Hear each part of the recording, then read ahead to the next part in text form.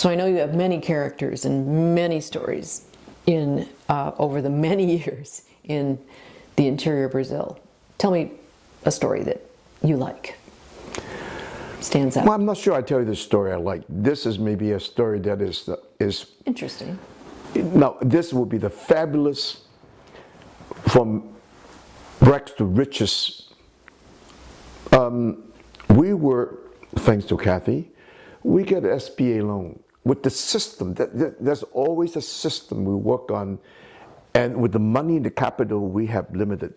At that time, we can only travel to New York, $800, $900 airfare down, $500 expenditure from Sao Paulo to bus for a long time, for 10 years. Then the airline opened up, we fly up to Belo Horizonte, reduce the bus trip to 7.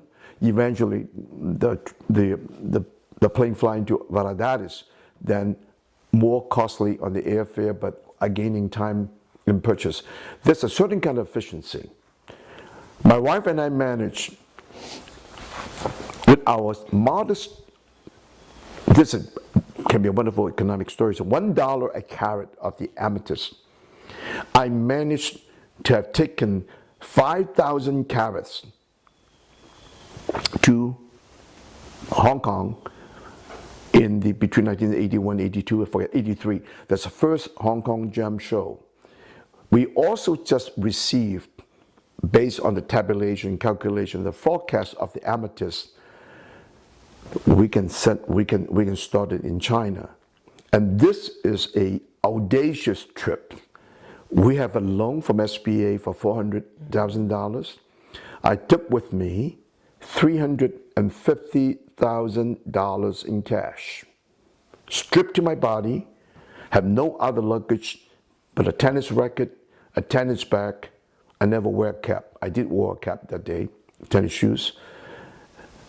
Taking this amount to go to Brazil and make the total purchase of the $350,000 in 5 days, on the average $8,000 to $10,000 an hour. The $350,000 converted into 60 kilo. I cannot even carry 20 kilos today. I have 2 bags on the side, and the military army bag I purchased from the Army Navy stores, hooked it in my back, and in the use of the Federal Police Service in Sao Paulo, escorted me to the plane, and I flew from Sao Paulo to Johannesburg 16 plus hours. And the connection from Johannesburg to Hong Kong, I had to wait 8 hours in the airport, no food and no service, just a chair in the lounge. Well, anyway, I managed to have purchased, I gave one of the police $20 and say, get me whatever the hell you can get, whatever's edible. From Johannesburg to Hong Kong was another 16 to 17 hours. And the minute I landed in Hong Kong, there's only 26 booths. Somebody told me you get 26 in the Sheraton Hotel where I have stayed for years.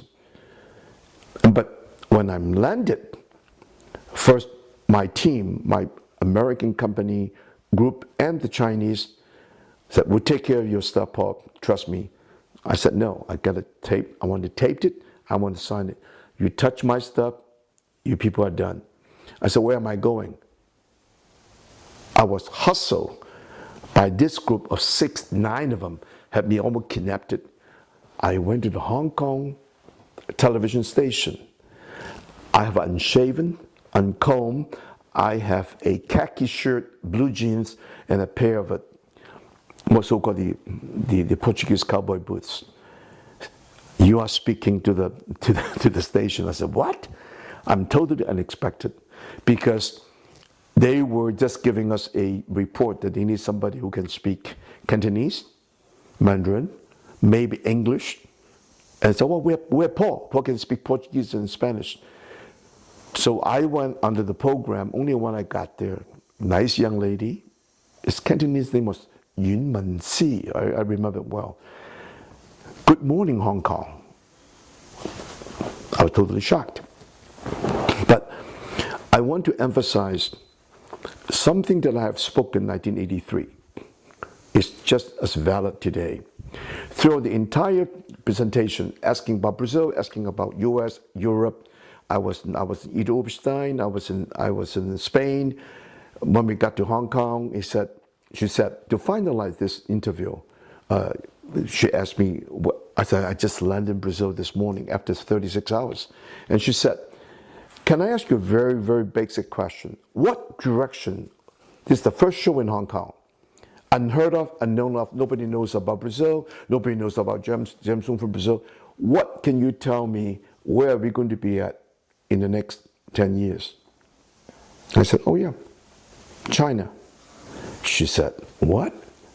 Can you repeat it? And I said, future China.